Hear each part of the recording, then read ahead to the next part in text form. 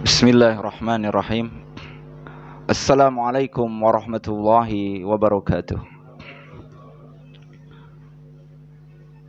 Innal hamdalillahi nahmaduhu wa nasta'inuhu wa nastaghfiruh wa na'udzu billahi minasy syururi anfusina wa sayyiati a'malina may yahdihillahu fala mudhillalah wa may yudlil fala hadiyalah. Asyhadu an la ilaha illallah wahdahu la syarikalah wa asyhadu anna Muhammadan abduhu wa rasuluhu la nabiyya ba'dah wa la haula wa la quwwata illa billah. Subhanaka la ilma lana illa ma 'allamtana innaka antal alimul hakim wa la haula wa la quwwata illa billahil aliyyil azim. Amma ba'du. Fa inna khairal hadisi kitabullah wa khairal hadi hadiyu Muhammadin sallallahu alaihi wasallam. Ma'asyiral hadirin, teman-teman sekalian yang semoga kita semuanya dirahmati oleh Allah Subhanahu wa taala, terus memuji kepada Allah di setiap keadaan karena kenikmatan yang terus dilimpahkan. Semoga kita digolongkan oleh Allah menjadi hamba yang istiqomah dalam ketaatan dan diberikan kekuatan untuk menjauhi setiap larangan-larangan.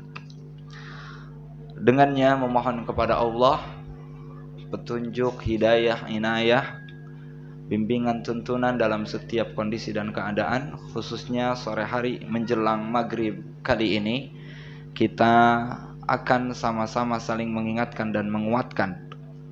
Ini bukan hanya saja bersama, buka bersama, iftar jama'i, tetapi waktu sebelum maghrib ini selain beristighfar, berdoa kepada Allah, kita juga saling mengingatkan, menguatkan di tengah kelemahan dan kealfaan kita sebagai hamba di hadapan Allah Azza wa Jalla.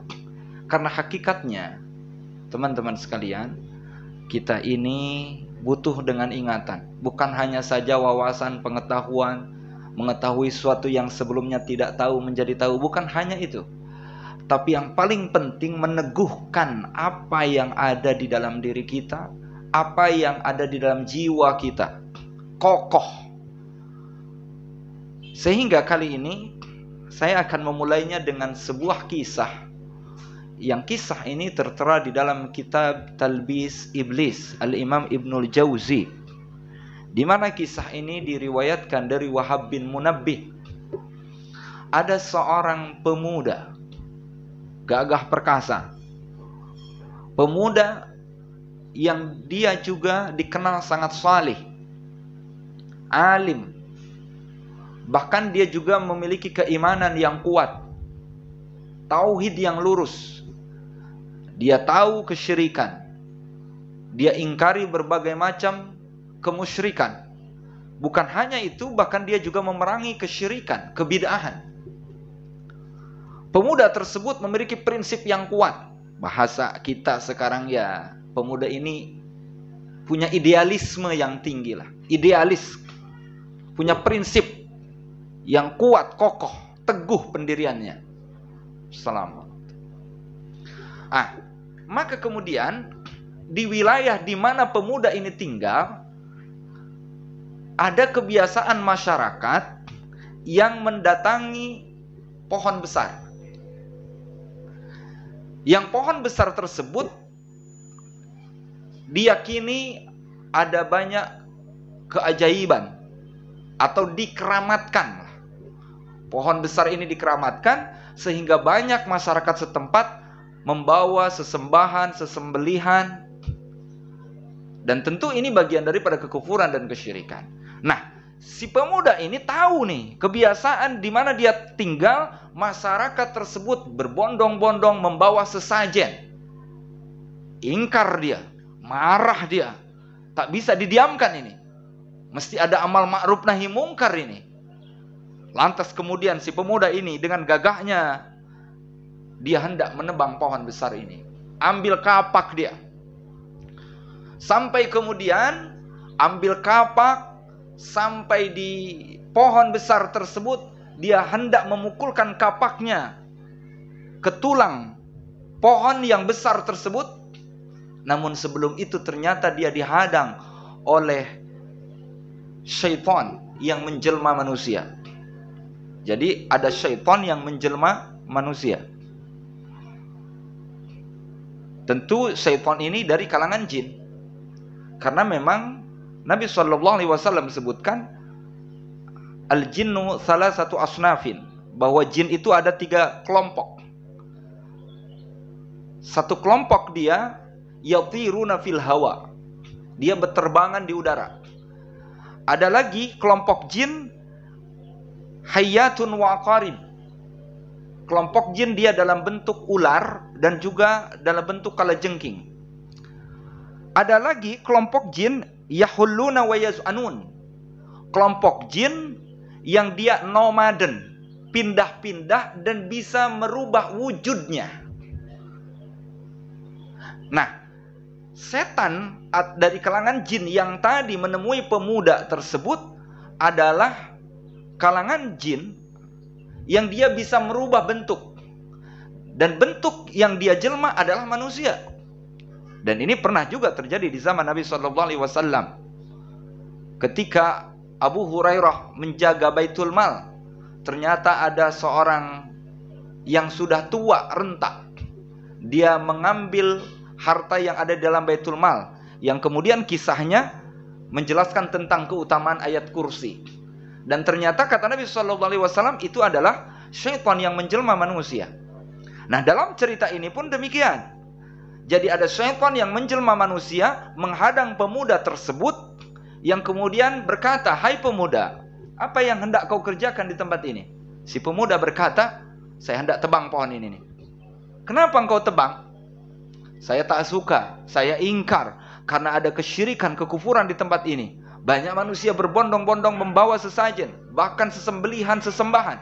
Ini harus diingkari, bahkan harus dihilangkan." Si syaitan kemudian merayu, "Hai pemuda, apa untungnya bagimu? Kalau toh ini kesyirikan, ini kekufuran, toh ini bukan bagimu, bukan untukmu, ini bagi mereka. Apa pula untungnya bagimu?" Betul, tidak ada untungnya. Tetapi di dalam Islam harus ada kecemburuan, ada amal ma'ruf nahi mungkar, bahwa ketika ada kesyirikan harus diberantas, dakwah harus ditegakkan. Bahkan saya hendak tebang pohon besar ini. Maka singkat cerita, kemudian dia hendak tebang pohon besar ini. Si syaitan yang menjelma manusia tadi, "Hai pemuda, jangan kau tebang pohon ini sampai engkau bisa kalahkan saya terlebih dahulu, sampai kau bisa mengalahkan saya dengan pertarungan." Maka kemudian si pemuda tersebut mengiyakan tantangan dari si syaitan ini. Singkat cerita, terjadilah pertarungan, pertempuran. Dalam pertarungan ini, si syaitan kalah sampai tersungkur di atas tanah. Si pemuda tentu yang memenangkan pertarungan ini. Si syaitan kemudian mengaku, "Ya, saya akui memang saya kalah. Kau menang karena engkau kuat. Kau gagah perkasa. Kau juga memiliki keimanan yang kuat, keteguhan jiwa, sehingga saya pun bisa dikalahkan. Tapi wahai pemuda, setelah saya akui kekalahan ini, maka saya minta tolong sekali lagi, tunda terlebih dahulu dari penebangan pohon besar ini, beberapa hari atau beberapa pekan ke depan, sampai engkau pulang terlebih dahulu, dan engkau akan aku berikan kompensasi." Si pemuda kemudian berpikir, apa ini yang dimaksud kompensasi? Ada imbalannya. Asal engkau tunda dulu. Silakan kau tebang nanti beberapa hari ke depan. Tapi tunda terlebih dahulu, kau pulang dulu. Terus apa kompensasinya? Kompensasinya engkau akan dapati uang, beberapa dinar dan dirham. Tanpa engkau harus mencarinya, tanpa engkau harus bekerja keras, banting tulang. Terus gimana caranya saya dapatkan? Kau pulang saja, nanti kau tidur, setiap pagi kau bangun tidur, akan didapati beberapa dinar dan dirham di bawah bantal. Mulai mikir dia. Bisa begitu? Bisa. Pokoknya tunda saja dulu penebangan pohon ini, kau pulang saja. Ada dinar, ada dirham. Uang, harta. Gak ngapa-ngapain. Enak juga nih. Gak ngapa-ngapain digaji. Gak ngapa-ngapain diupahin. Enak juga. Singkat cerita, si pemuda ini kemudian akhirnya pulang. Oke lah. Akhirnya dia pulang. Malam hari dia tidur. Bangun pagi hari. Coba dia bangun pagi, buka bantalnya. Ternyata benar.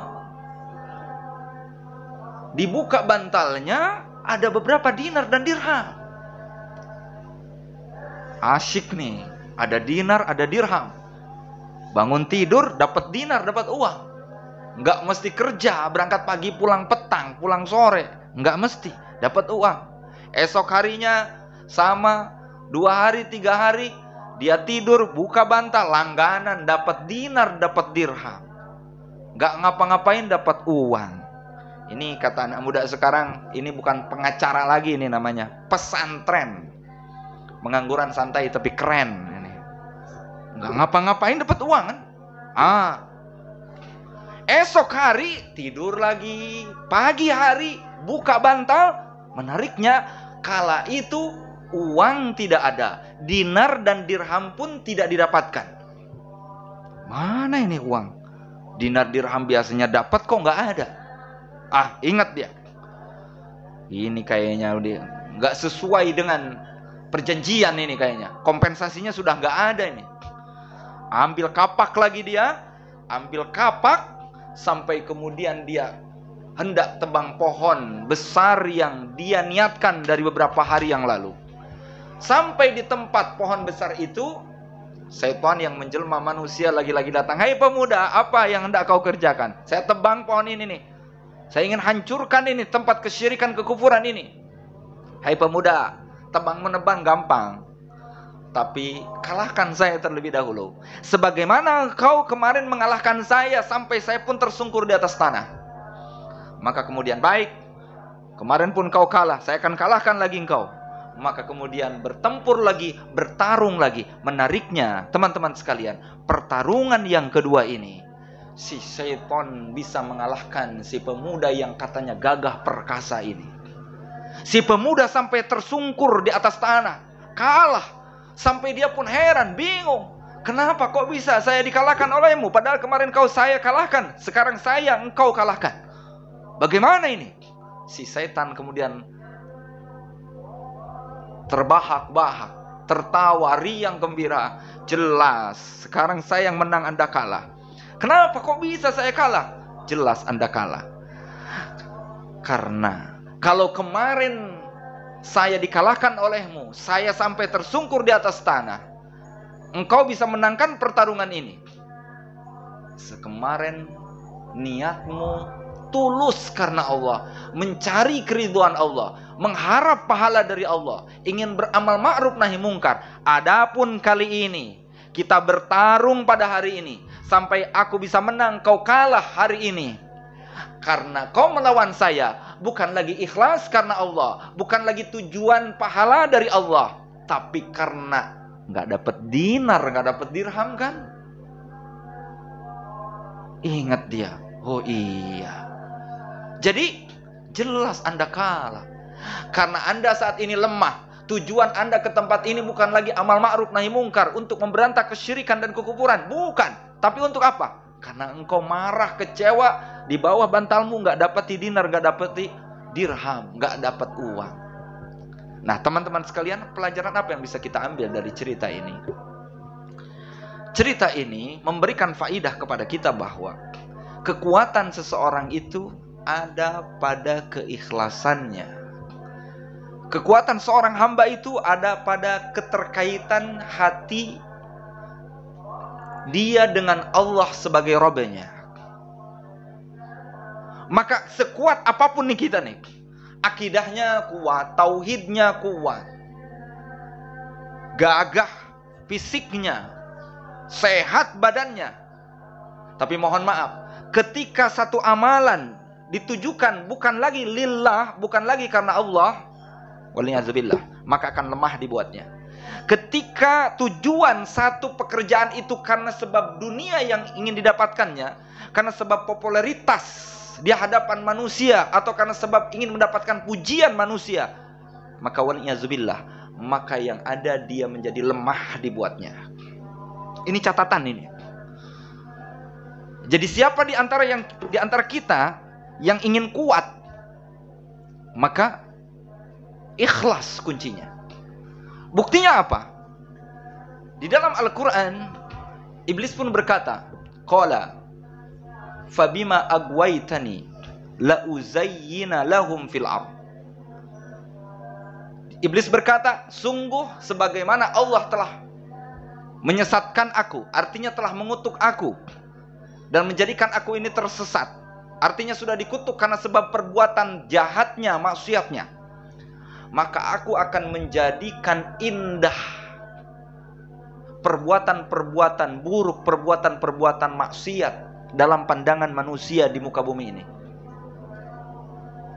Dan sungguh aku akan menyesatkan manusia seluruhnya, illa ibadaka minhumul mukhlasin, kecuali hamba-hambamu ya Rabb, hamba-hamba Allah yang di dalamnya ada keikhlasan. Coba saja ini.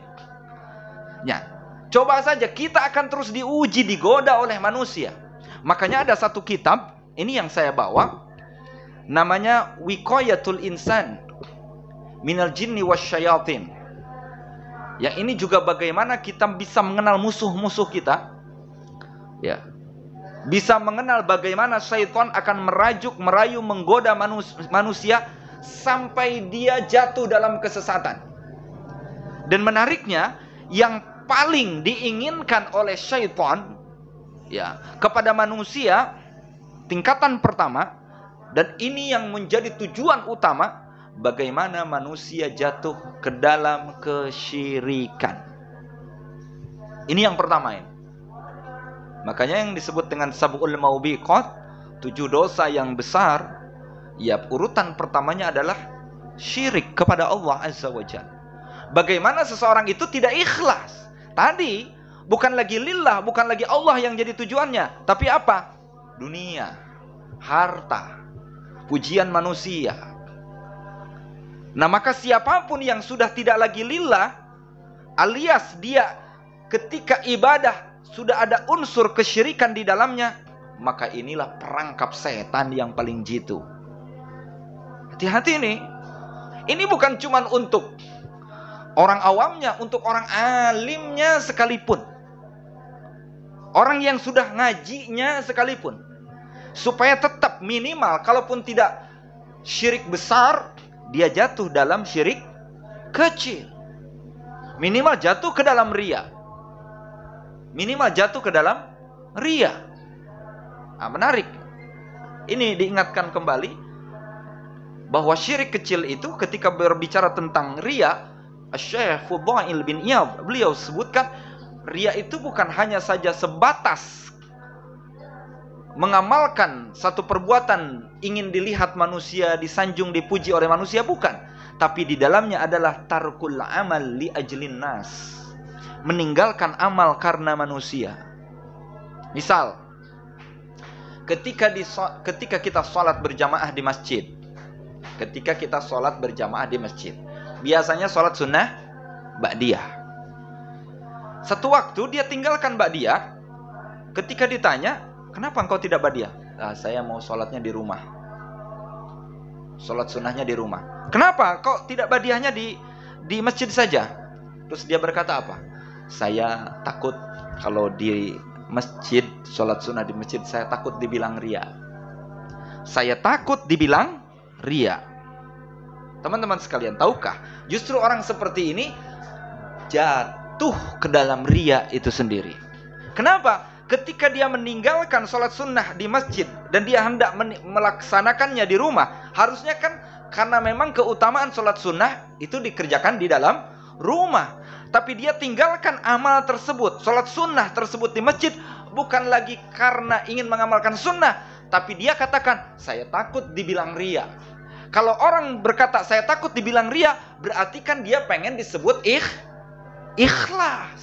Dan kalau ingin disebut dengan ikhlas, hakikatnya justru dia jatuh ke dalam ria. Jelas? Tipis bedanya. Tipis. Kalau ada orang yang meninggalkan sholat sunnah di masjid, kemudian dia beralih ke rumah, dan dia dalam rangka ingin mengamalkan sunnah, dan dia mengambil keutamaan sholat sunnah di dalam rumahnya, baik. Dan memang itu yang diharapkan. Tapi ketika dia katakan, saya takut dibilang ria, berarti kan dia pengen disebut ikhlas. Seakan-akan dia pengen dipuji oleh manusia. Ini loh, saya orang yang ikhlas dalam beribadah. Sehingga saya tinggalkan amalan ini, saya kerjakan di rumah ini. Dan dia pengen ikhlas ya, dia pengen disebut ikhlas. Dan gak mau disebut ria. Justru dia jatuh ke dalam ria itu sendiri. Maka Fudail bin Iyad sebutkan, tarkul amal li ajlinas, meninggalkan amal karena manusia. Nah, ini yang menjadi bujuk rayu setan, yang menjadi urutan pertama bagaimana manusia jatuh ke dalam kesyirikan. Yang kedua, ini supaya ini kita kenal musuh kita, harus kenal nih musuh kita. Apa sih yang diinginkan oleh mereka nih? Menggoda kita. Ini urutan pertama. Ya, Syekh Abdul Salam Bali ini menempatkan syirik menjadi urutan pertama tujuan setan menggoda manusia. Yang kedua, tingkatan yang kedua, bagaimana manusia melakukan perbuatan bid'ah. Makanya kalau sekarang kita dengar apa-apa bid'ah, dan bid'ah itu selalu digaungkan, didakwahkan, hati-hati dengan kebid'ahan. Ternyata ini menjadi urutan kedua setelah kesyirikan. Bagaimana iblis menjadikan manusia saat beribadah, biarin dia beribadah, nggak apa-apa. Karena apa tadi? La uzayyina lahum fil ardh. Aku ingin menghiasi amalan-amalan mereka itu seperti baik. Tapi padahal sebenarnya buruk. Ini menjadi tujuan utama nih iblis nih. Karena bid'ah itu orang berbuat baik dan dia merasa dia berbuat baik, bahkan sudah mempersembahkan yang terbaik dalam versinya, menurut nafsunya, menurut perasaannya. Tapi ternyata dia tidak dinilai apa-apa di hadapan Allah, dia tidak mendapatkan pahala di sisi Allah. Pantas Al-Imam Sufyan As-Tsauri, beliau rahimahullahu ta'ala sebutkan, al-bid'atu ahabbu ila iblis minal ma'siyah. Bid'ah itu lebih dicintai oleh iblis daripada maksiat. Kenapa? Al-maksiyat yutabu alaih. Maksiat yang dilakukan oleh manusia, cenderung manusia untuk bertaubat darinya. Merasa bersalah karena sebab dosa yang dikerjakannya. Kemudian dia menyesal, kemudian beristighfar, memohon ampunan kepada Allah sebagai Rabbnya.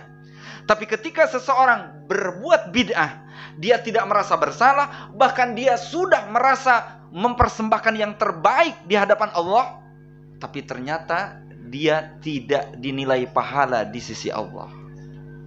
Kan dahsyat ini. Ini cara jitu nih musuh Allah. Ya, cara jitu musuh Allah untuk supaya bisa menghancurkan manusia jatuh dalam kesyirikan dan juga kebid'ahan. Jadi urutan pertamanya kesyirikan, urutan yang kedua adalah kebid'ahan. Jadi jangan heran kalau sekarang sudah masuk di kajian, sudah masuk jadi penuntut ilmu, dia udah nuntut ilmu, jadi thalibul ilmi, kok sekarang apa-apa bid'ah. Kenapa ini terus disampaikan? Karena apa? Ini khawatir nih masuk perangkap syaitan, yang ini menjadi urutan kedua setelah kesyirikan. Kenapa? Menariknya lagi, khawatir manusia merasa tertipu dengan apa yang sudah dia kerjakan, tapi ternyata dia tidak mengerjakan. Wallahu ta'ala a'la wa a'lam. Karena memang waktunya sudah maghrib. Berapa menit lagi? 5 menit lagi. Baik, 5 menit lagi. Urutan pertama syirikan, urutan yang kedua kebid'ahan, dan urutan yang ketiga adalah dosa besar. Baru tuh dosa besar tuh, dan berbagai macam jenisnya. Bagaimana manusia ini setelah minimalnya setelah syirik ternyata dia nggak bisa nih dijerumuskan ke dalam kesyirikan, dia nggak bisa dijatuhkan ke dalam kebidahan. Bagaimana nih dia bisa melakukan dosa besar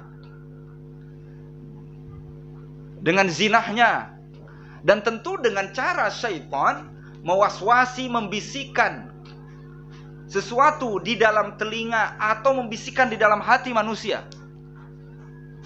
Dengan apa? Ya, dengan bisikan-bisikan yang menjadikan dia menuruti syahwatnya, jatuh dalam dosa. Misal seperti seorang, ya, kesyirikan itu bagian daripada kesyirikan di dalamnya, ya, ketika ada orang yang menganggap kerasukan syaitan, ya, kerasukan jin, sampai kemudian diruqyah, ya, diruqyah. Saat diruqyah, pasiennya ini menganggap karena ini keutamaan si Roki, keutamaan seorang peruqyah, atau karena sebab Al-Quran, maka ini tipis bisa jadi jatuh dalam kesyirikan. Karena apa? Karena mestinya ketika seorang disembuhkan, itu bukan karena sebab rokinya, bukan karena ayat Al-Qurannya, tetapi karena Allah yang menyembuhkannya, tapi lewat mukjizat ayat-ayat Al-Quran. Nah, kenapa dalam ruqyah sampai kemudian ada yang sampai sebagiannya ya ini menjadikan rentan dengan kesyirikan. Kenapa? Banyak yang menganggap bahwa seorang roki ini memiliki keutamaan, dengan pasien itu bisa disembuhkan, kemudian bisa kabur jin dari tubuh si pasien. Kemudian dia menganggap, wah, ini roki ini, seorang peruqyah ini memiliki keistimewaan. Akhirnya kita menganggap bahwa ini yang hebat, dia yang menyembuhkan, lupa dengan Allah yang memiliki kekuatan. Nah, inilah yang kemudian jatuh ke dalam kesyirikan, ya. Dan ini bukan cuma kesyirikan, di dalamnya ada dosa besar. Di dalamnya ada dosa besar. Nah, ini jadi yang ketiga, ini bagaimana kita jatuh dalam dosa besar. Yang keempat, ya, agar kita terbiasa dengan dosa-dosa kecil, bahkan meremehkan dosa-dosa kecil. Dan ini diriwayatkan oleh Imam Ahmad, Nabi SAW sebutkan, iyyakum wa muhaqqaratiz dzunub ka qaumin nazalu fi batni wadin faja'a zabi'ud wa ja'a zabi'ud hatta andaju hubzatahum wa inna muhaqqaratiz dzunub mata yu'khadh biha sahibuha tuhlikhu. Maka hati-hatilah kalian, berwaspadalah kalian dari meremehkan dosa-dosa kecil. Nah, ini dosa kecil inilah, ini ringan ini nanti ditaubatilah. Apa sebagian ulama sebutkan? La kabirata ma'al istighfar wala shaghirata ma'al israr. Tidak ada dosa yang besar ketika kita iringi terus dengan istighfar, kita taubati. Tetapi tidak ada dosa kecil ketika dosa kecil itu dilakukan terus-menerus. Kecil ini, sedikit ini, sekali-kali ini, besok begitu lagi, hari berikutnya begitu lagi, sedikit demi sedikit, akhirnya banyak. Akhirnya jatuh dalam dosa yang besar. Terlampau meremehkan dosa yang kecil, akhirnya menjadi dosa yang besar. Apa kata Nabi SAW kepada Aisyah? Ya Aisyah, iyaki wa muhaqqaratil a'mali fa inna laha minallahi taliban.